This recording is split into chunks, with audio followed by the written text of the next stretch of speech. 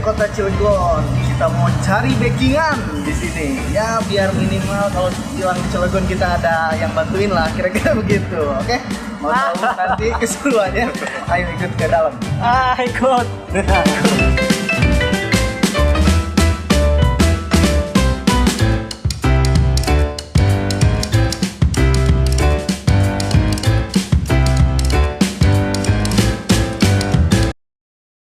Baik, Assalamualaikum warahmatullahi wabarakatuh. Kembali lagi di Titik Temu. Karena tanpa temu, kata-kata rindu hanyalah kata-kata palsu.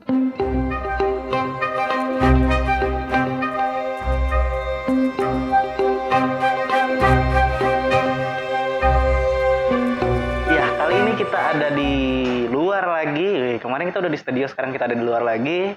Di gedung DPRD Kota Cilegon. Kali ini saya bersama perempuan yang luar biasa begitu.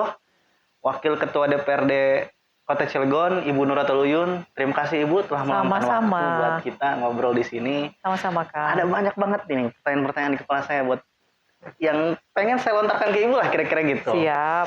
Kita mau ngomongin keterlibatan perempuan dalam politik di Cilegon. Nah, sebelum sejauh itu, saya mau nanya dulu Bu, yang melatar belakangi Ibu maju menjadi anggota parlemen ya di Kota Cilegon. Sebenarnya awalnya saya bukan langsung terjun di dunia politik ya. Saya sebelumnya itu ngajar gitu kan. Dalam perjalanan juga, Bu, ya? Iya. Dalam perjalanan ternyata diminta oleh PKS untuk menjadi caleg. Dan memang sebelumnya terlibat di kegiatan-kegiatan sosial kemasyarakatan bersama teman-teman PKS. Nah, di situ mulai terlibat langsung di kegiatan bersama masyarakat dan menjadi caleg ya. Akhirnya di 2014 mulai terpilih sebagai anggota DPRD. Dulu tuh motivasinya apa, Bu? Ya karena diminta untuk sama partai udah jadi caleg. Saya bilang kenapa nggak yang lain sih? Dicoba Bu, bismillah katanya, insya Allah bisa. Ya sudahlah. Nih, maksudnya biasanya kan begini Bu, kalau perempuan-perempuan tuh agak kurang tertarik ya ke politik tuh. Ibu, mama gitu tuh. Awal-awal saya ngelihat ini dunia beda banget sama saya sepertinya gitu ya. Masih menerka-nerka gitu dari luar. Tapi begitu terpilih jadi anggota DPRD 2014, oh ternyata di DPRD itu sebenarnya adalah kegiatan-kegiatan yang sifatnya sama seperti kita kegiatan di pendidikan, sosial kemasyarakatan. Muaranya kembali kepada masyarakat gitu. Iya. Interaksinya dengan masyarakat sangat tinggi gitu. Jadi ternyata ini buat saya ya dunia yang tidak terlalu jauh dengan apa yang menjadi passion saya gitu. Oh, karena ini sudah emang dari dulu dunia Ibu lah gitu ya. Senang sama kegiatan-kegiatan masyarakat. Iya. Luar biasa berarti. Motivasinya itu teman-teman ya.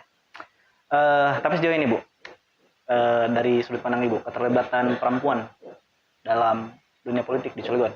Iya. Yang pertama memang masih sedikit ya perempuan yang berminat untuk terjun di dunia politik. Mungkin karena melihatnya dunia politik itu dunia yang keras, dunia yang kasar, dunia yang kotor gitu ya. Nah ini yang kemudian harus menjadi sebuah perubahan cara berpikir. Kalau kita nggak masuk di dalamnya, gimana kita bisa menyampaikan ide kita, gagasan kita, pemikiran kita, pembelaan kita kepada masyarakat. Nah sehingga kemudian latar belakang itulah yang menjadikan saya sebagai perempuan juga ingin aktif dalam dunia politik dan terjun sebagai DPRD di Kota Cilegon. Berapa persen sekarang? Keterwakilan perempuan di DPRD Kota Cilegon baru 10%, 4 dari 40. 4 dari 40? Iya. Wow, masih sedikit ya? Sedikit banget. Sedikit banget. Harus ditambah. Harus ditambah? Iya. Kira-kira menurut Ibu tuh gimana tuh biar nambah? Ya, selama ini kan memang peraturan itu 30% minimal harus perempuan. Ya. Caleg itu harus 30%-nya perempuan. Pengurus partai politik 30%-nya harus perempuan, amanat undang-undang. Nah, sekarang permasalahannya adalah ketika menjadi caleg, perempuan kadang-kadang itu sudah putus di tengah jalan. Mungkin dengan lelahnya aktivitas, padatnya padatnya kegiatan, tingginya kompetisi gitu kan. Karena luar biasa, para bapak-bapak itu energinya akan menjadi sangat tinggi ketika menjadi calon legislatif dan dalam masa kampanye. Kalau laki-laki malah makin semangat nih. Iya, energinya akan semakin tinggi. Nah kita para perempuan itu, jangan kemudian ketika sudah setengah perjalanan, aduh capek lah, nggak kuat lah, nggak bisa. Terus dong tunaikan sampai selesai. Ya justru itu betul yang tanya. Biasanya perempuan itu kan yang sudah menikah tentu. Ya. Biasanya tentu ibu rumah tangga juga dong. Ya. Punya anak dan sebagainya. Ya. Nah, hal-hal begitu mungkin yang membuat perempuan bisa. Ibu begitu juga nggak gimana? Ya kan makanya harus ada pertama itu adalah menyampaikan persepsi dulu dengan keluarga inti kita, suami kita, anak-anak kita harus menjadi bagian yang pertama menyetujui dan harus terlibat dalam kegiatan kita terjun dalam dunia politik. Jadi ketika ada aktivitas yang harus kemudian keluarga kita harus tahu, anak-anak kita harus mendukung, kemudian juga waktu kita yang banyak berbagi dengan masyarakat, itu juga harus sudah dibicarakan dari awal gitu. Sehingga ketika kita memasuki masa kampanye dalam pemilu legislatif, keluarga inti kita dan keluarga besar itu betul-betul memberikan dukungan yang luar biasa. Karena itu memang butuh dukungan dari semua elemen. Tingginya kegiatan, padatnya aktivitas yang harus dilalui gitu kan. Kemudian juga tekanan yang sangat besar gitu kan ya. Semua pengen turun, semua pengen terjun ke masyarakat, pengen jadi pemenang. Bayangin berapa ratus calon legislatif yang bertempur pada saat yang bersamaan gitu ya. Dan yang terpilih hanya 40. Kalau satu dapil itu katakanlah 10 orang, berarti kan 10 orang dari masing-masing partai. Dikali 40 kali berapa partai? Misalkan ada berapa? 10, 8. Lebih. 10. Nah, kalau misalkan 10 saja sudah 400 orang berkompetisi untuk memperebutkan 40 kursi DPRD. Bisa dibayangkan? Nah, bisa dibayangkan. Tapi selama ini nggak ngerasa terganggu sebagai ibu rumah tangga juga sebagai wakil ketua DPRD? Itu kan memang akhirnya menjadi kondisi yang harus kita obrol gitu. Makanya ketika masa kampanye itu menjadi sarana yang paling bisa kita buktikan seberapa besar supporting dari keluarga untuk kita gitu loh. Ketika kita harus menjadi caleg, ketika kita harus sosialisasi, kampanye dan lain sebagainya gitu kan. Itu betul-betul memberikan sebuah gambaran ya. Bagaimana sebenarnya kekuatan keluarga juga memberikan kontribusi yang sangat besar terhadap proses pemenangan bagi kita. Kemudian yang kedua setelah terpilih juga kan akhirnya kita juga harus menyampaikan kegiatan kita apa aja, ngapain aja sih kewajiban-kewajiban yang harus kita tunaikan kepada keluarga gitu ya. Bagaimana kewajiban di kantor, di masyarakat dan seterusnya. Sehingga dalam perjalanannya ketika kita juga harus berbagi waktu, keluarga sudah paham. Keluarga udah ngerti gue. Nah, paham dan mengerti. Nggak merasa terganggu lah begitu. Alhamdulillah masih berjalan dengan baik karena masing-masing bisa duduk bareng dan bisa memahami bagaimana peran dan tanggung jawab yang harus ditunaikan oleh seorang anggota DPRD. Apalagi di posisi pimpinan yang waktunya itu harus lebih banyak untuk masyarakat. Tapi sejauh ini Bu, peran perempuan di politik? Di DPRD? Di DPRD, betul-betul. Selama ini saya melihat tidak ada sebuah diskriminasi ya. Artinya kalau misalkan walaupun 4 orang, kalau kita punya kompetensi, kita punya keahlian, kita punya kemampuan, saya kira teman-teman juga rasional kok. Memberikan ruang, memberikan kesempatan, memberikan juga apresiasi yang besar kepada para perempuan yang memang kemudian bisa menunaikan tanggung jawabnya dalam hal misalkan pengambilan keputusan ataupun dalam hal menjalankan tugas-tugas dan kewenangan DPRD yang sifatnya bisa jadi perempuan itu diberikan amanah yang sedikit lebih berbeda dengan yang lainnya gitu. Tapi itu semua bisa dituntaskan dengan baik. Asalkan komunikasi berjalan dan kita pun mempunyai hubungan yang baik dengan semua teman-teman di DPRD. Oke, tapi apa ini Bu? Misalkan nih perempuan di dalam pengambilan keputusan sedang memperjuangkan aspirasi perempuan. Ya. Perempuan kan cuma 4 itu. Tetap bisa ini. Di lobby dulu dong. Oh, di lobby dulu. Sebelum pengambilan keputusan kita lobby dulu, kita ajak ngobrol, kita komunikasi sama teman-teman DPRD yang para bapak, kita kasih pandangan, Pak, tolong bantu Pak dukungan terkait dengan Raperda ini. Kepentingannya untuk ini dan ini. Tolong bantu kuatkan kami, siap gitu. Yang kayak gitu harus kita buka ruang komunikasi. Itu karena saya bikin saya penasaran juga. Ini perempuan kan sedikit. Terus kalau memperjuangkan hak perempuan, pengambilan keputusan gimana? Ya ngobrol dulu. Iya dong, ngobrol dulu semua di lobby. Nggak bisa dong, bisa ya? Karena kita kan minoritas. Yang minoritas itu jangan malah. Maksudnya kalau kita minoritas, kita harus menghargai dan memahami. Oh, berarti kami harus membuka ruang komunikasi di dalamnya. Gitu. Enggak, kirain begini, bukan perempuan mas selalu benar gitu, jadi yang pria-prianya merasa bersalah. Enggak juga. Enggak lah, rasionalitas nomor 1. Rasionalitas nomor 1. Iya. Kayak gitu, cewek-ceweknya biasanya begitu Bu. Enggak bisa. Enggak bisa ya? Di dunia politik tuh enggak bisa baper. Bahaya kalau begitu Bu. Kalau kayak gitu mah tuh nggak bisa rasional. Kita nggak bisa mempertahankan argumen kita berdasarkan landasan yang kuat. Karena kalau kita mau berpendapat ada acuannya. Mana sih? Dasarnya apa? Misalkan katakanlah kita bicara terkait dengan sebuah kebijakan atau sebuah regulasi yang akan kita bahas bersama gitu ya, rencana regulasi yang akan kita bahas bersama, maka kita harus punya dasar yang kuat. Apa yang melatar belakangi kita pengen itu ada pembahasan di DPRD Kota Cilegon. Sebutkan dong aturannya, undang-undangnya, dan lain sebagainya. Sehingga kemudian apa yang kita sampaikan betul-betul memang dasarnya adalah karena ada aturan di atasnya yang memberikan ruang kepada kita untuk melakukan pembahasan dan memberikan sebuah peraturan daerah bagi masyarakat di Kota Cilegon agar pembelaan dan keberpihakan kita kepada masyarakat betul-betul terwujud dalam sebuah peraturan daerah. Siap. Aduh, ini jadi saya yang grogi loh kalau begini, Bu. Apa? Nggak begini, kayak lagi ini, Bu ya. Aduh, kayak Kuliah. lagi kuliah. Udah PSKS Kebetulan dong. dosennya, Bu. Saya belum lulus ini, Bu, saya. Belum lulus jadi ya ini kayak kuliah juga bener. Bu kayak dosen Agus, Bu, gini juga. Dosen sospol. Dosen sospol. Iya. Tadi bicara perempuan dalam ini apa? Politik. Raperda. Bukan sejauh ini, Bu. Tahun ini kira-kira Raperda yang target Raperda yang akan dirampungkan 2022. Program legislasi daerah tahun 2022 di DPRD Kota Cilegon ada 19. 19. Tahun ini target. Tahun 2022. 5 diantaranya adalah Raperda Inisiatif DPRD. Usulan dari DPRD Kota Cilegon. Ini yang 5. Yang 14 berarti itu adalah usulan dari eksekutif. Dari dinas-dinas terkait yang disampaikan kepada kami DPRD agar dilakukan pembahasan secara bersama-sama dan kemudian ditetapkan oleh DPRD sebagai peraturan daerah Kota Cilegon. Begitu. Wih. Banyak juga, Bu, 19. Banyak dong. Rampung Itu kan kira-kira, Bu? kenapa? Rampung kira-kira. Bismillah. Iyalah. Kejar, Bu ya. Ya, karena kan target kita betul-betul bisa salah satu ukuran ya yang bisa disajikan kepada masyarakat adalah berapa perda yang bisa dihasilkan sehingga tercermin sangat peran daerah yang dilakukan pembahasannya secara bersama-sama dengan eksekutif. Dari 19 Raperda itu ada hal yang berkaitan dengan perempuan? Yang saat ini belum ada. Belum ada. Yang saat ini lebih kepada keberpihakan pemerintah daerah Kota Cilegon kepada masyarakat Kota Cilegon. Salah satunya fasilitasi pondok pesantren yang usulan DPRD, kemudian perlindungan terhadap pengusaha lokal, kemudian perlindungan terhadap penyandang disabilitas, kemudian pengelolaan pasar modern dan tradisional, kemudian ada lagi satu lagi Raperda Inisiatif itu dari 5, tadi 4 yang sudah saya sebutin ya. Satu lagi kalau nggak salah terkait dengan saya agak lupa ya. Pokoknya ada 5 aja. 5 dari 19. 5 inisiatif DPR, sisanya usulan dari eksekutif. Ya. Biasa berarti. Target rampung semua lah. Semoga, Bu ya. Insya Allah rampung.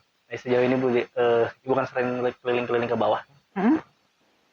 Masalah yang sering dialami perempuan di bawah yang pertama keluhannya adalah sama ya, lapangan pekerjaan. Lapangan pekerjaan buat adiknya, buat suaminya, buat kakaknya, buat keluarganya, itu sering yang disampaikan. Bu, minta kerjaan buat anak saya. Bu, kerja susah buat adik saya. Bu, kerja susah buat anak saya. Itu nomor 1. Nomor 1. Kota Cilegon yang kota industri ini? Ya memang kita memang harus mengakui dengan kondisi pandemi COVID yang sudah 2 tahun ini, ternyata memang pengangguran di Kota Cilegon masih tinggi. Sehingga kemudian perlu waktu bersama, pemikiran bersama dari semua elemen agar angka 25.000 ini, agar angka 12,69% ini juga bisa tertuntaskan secara bertahap, angkanya semakin turun secara persentase dan secara jumlah juga semakin menurun. Gitu. Perlu kerja keras dari semua stakeholder yang ada di Kota Cilegon. Pemerintah daerah, eksekutif, DPRD, industri gitu ya. Lembaga-lembaga yang ada di Kota Cilegon, lembaga keuangan, lembaga ormas gitu ya. Semua harus bersinergi satu sama lain agar permasalahan ini bisa terselesaikan secara bertahap. Oke. Selain itu, selain lapangan kerja? Yang disampaikan para perempuan adalah kemandirian ekonomi perempuan. Jadi pengen perempuan itu juga punya kegiatan, punya penghasilan. Kalau yang sudah menikah, maka yang paling penting itu kan menunaikan kewajiban sebagai seorang istri, sebagai seorang ibu di rumah. Tapi dari sisi yang lain bisa juga mendapatkan penghasilan. Itu yang terus kita dorong. Gimana caranya para perempuan ini bisa menyelesaikan tugas-tugas di rumahnya, tapi setelah itu juga bisa bekerja dari rumah untuk menghasilkan pendapatan dan bisa membantu ekonomi keluarga. Jadi ada pola pemberdayaan di dalam para perempuan itu sendiri. Dari rumah mereka juga. Gitu. Mungkin ini kali ya, misalkan buat UMKM gitu. Cocok. UMKM. Sejauh ini Alhamdulillah sih dari beberapa yang sudah kita gagas ya melibatkan perempuan. Misalkan mereka yang punya passion atau keahlian di bidang kerajinan, mereka kita dorong untuk bisa membuat kerajinan itu dan kemudian punya nilai jual dan bisa dipasarkan dan diterima oleh masyarakat sehingga punya penghasilan. Yang kedua yang memang punya passion di kuliner, masak, jago gitu kuliner kan. banyak. Ya. Ibu kayaknya kuliner banyak. Benar, soalnya hobi ya. Hobi, bukan Itu. hobi, kadang di rumah juga kebutuhan. Iya, itu bisa dari hobi juga. Iya, hobi juga. Nah, itu bisa dimaksimalkan masakannya, makanannya bisa dikenalkan kepada teman, kerabat, dan bisa diposting ke sosmed. Betul. Dari sekali. yang paling sederhana, jadi status dan lain sebagainya, sehingga semua orang tertarik untuk bisa mencoba makanannya. Dengan harga yang kompetitif, dengan iklan yang cukup menarik gitu ya, padahal dengan biaya yang tidak terlalu mahal gitu. Seperti itu. Berarti soal lapangan kerja, kemudahan ekonomi, kekerasan seksual nggak ada ya di sini? Kenapa? Kekerasan seksual terhadap perempuan? Kalaupun masih ada, Kalaupun masih ada. itu angkanya selalu kita Kecil. tekan supaya tidak menjadi permasalahan yang semakin naik. Dan segera dihadirkan solusi untuk para korban. Tapi ada nggak dari bawah tuh yang ngomong ini? Ada, kemarin juga ada yang disampaikan, tapi kemudian kita bersyukur dinas terkait ya langsung responsif, DP3KB langsung responsif. Kami mengapresiasi yang sebesar-besarnya kepada dinas DP3KB untuk merespon, menindaklanjuti terkait dengan permasalahan tersebut dan kemudian secara kontinu diselesaikan dari berbagai pihak gitu kan. Artinya pihak-pihak yang mengalami korban ataupun kadang-kadang ada pihak-pihak yang perlu memberikan klarifikasi dan lain sebagainya itu bisa dijalankan gitu. Iya, soal melihat kekerasan seksual terhadap perempuan tuh di segala aspek sekarang ya. Ya, Nggak cuma di dunia kerja, di dunia pendidikan pun banyak. betul. Kemarin kita tahu di televisi nasional banyak sekali kampus-kampus tuh. Ya, Luar biasa. Cilegon sangat sedikit ya. Alhamdulillah. ya, mudah-mudahan angkanya semakin bisa ditekan. Nah, ngomongin itu Bu, ngomongin kekerasan seksual. Nah, kemarin kan ada ini undang-undang PKS Bu. Ya. Sebagai perempuan memandang itu bagaimana Bu? Jadi sebenarnya kita itu bukan tidak setuju terhadap perlindungan korban kekerasan seksual, bukan. Tetapi di dalam RUU tindak pidana kekerasan seksual itu tidak mencantumkan secara komprehensif terkait dengan kekerasan seksual itu. Misalkan. Iya, termasuk di dalamnya misalkan ada perzinahan gitu kan, penyimpangan seksual. Itu tidak mencantumkan secara komprehensif, secara lengkap dan secara komprehensif. Sehingga kemudian kita inginnya semua potensi-potensi untuk hadirnya perzinahan, kekerasan seksual ataupun penyimpangan seksual itu sudah bisa diminimalisir gitu. Jadi utuh yang disajikan untuk masyarakat gitu. Seperti itu. Ya, perzinahan tuh yang ini Bu ya. Yang apa sih? Yang kalau suka sama suka oke gitu. Itu nggak sebenarnya. jadi masalah. Ya, Nah, kita itu. pengennya tidak ada yang Tidak ada seperti yang itu. begitu. Iya dong. Itu Iya, potensi memunculkan perzinahan. Iya, itu bisa jadi ini sih jadi celah juga sebenarnya. Betul. Jadi celah juga. Kita membahasnya secara komprehensif. Jadi mana potensi-potensi yang kemudian akan memunculkan permasalahan baru dan menjadi legalisasi, kita tentu saja dari awal sudah memberikan penegasan gitu. Kalau dibahas secara komprehensif dan lengkap, kita akan mendukung. Oh iya. Partai Ibu PKS menolak gitu ya. Iya. Ya. Betul. Itu kenceng banget sih itu dari beberapa kelompok supaya RUU PKS segera disahkan. Nah, ada bahasa seperti itu. Ada bahas seperti itu. Iya. Ini betul-betul menolak apa memang meminta direvisi kembali, Bu? Kita kan sebenarnya bukan tidak setuju terhadap perlindungan korban kekerasan seksual. Karena di dalamnya tidak lengkap secara komprehensif terkait dengan kekerasan seksual tadi, maka kami menyatakan seperti itu. Kalau sekiranya semua dimasukkan secara lengkap dan komprehensif, itu menjadi kajian kami bagaimana harus bersikap terhadap RUU tersebut. Ada pasal perzinahan itu. Bukan pasal perzinahan sih, betul suka sama suka tadi. Ini agak bikin repot juga. Bisa paham ya? Iya, yang kampus-kampus ya. Yang pacaran seneng-seneng aja. Tapi nanti kan bahaya gitu. Bisa jadi ada hal-hal lain yang justru ini, Bu ya. Justru jadi mudorot. Itulah sesungguhnya keberpihakan kami yang besar pada para perempuan. Tapi justru pandangan orang nggak begitu, Bu. Makanya harus duduk bersama seperti ini. Iya, pandangan orang terhadap partai PKS justru malah kok PKS menolak gitu. Duduk dulu bersama kita jelaskan. Ini sebenarnya yang kita inginkan gitu Iya, loh. iya. Kalau itu terfasilitasi dan lengkap disajikan, kami juga akan mengkaji secara detail dan apa yang harus kami sampaikan kepada masyarakat. Ketika ada hal-hal yang berpotensi terhadap pelanggaran atau adanya nanti perzinahan di kemudian hari, kami tidak ingin itu hadir. Maka jangan dibuka ruang untuk terjadinya gitu. Peluangnya jangan dibuka gitu. Kemarin tuh hanya fraksi PKS kan yang menolak wis DPR RI ya. Ya, Gua udah disahkan belum sih, Bro? Udah disahkan kan ya? Undang-undang PKS? kemarin kan yang setuju dan Iya. tidak setuju Setuju dan sudah setuju. menyampaikan ya Ya, pandangan fraksinya Pandangan masing-masing. fraksi, Iya. PKS yang menolak kan? Ya, Wadaw. Berarti jadi yuk. Aman berarti Anda yuk di kosan nanti. Bercanda Bu. Wahyu religius. Bu. Jadi itu ya saya juga awalnya mengira kok PKS menolak gitu tuh. karena belum ya. iya, belum sampai informasi terkait dengan esensi yang harus kita sampaikan, penekanannya seperti apa gitu. Jadi ya bener yang kita tangkap justru di kita tuh PKS itu dianggap menolak perlindungan kekerasan terhadap perempuan. Tidak. Kami tidak menolak terhadap perlindungan terhadap korban kekerasan seksual. Tapi kami ingin RUU tersebut disajikan secara lengkap dan komprehensif. Iya, itu berarti media aja berarti ya. Kalau besar berarti ya.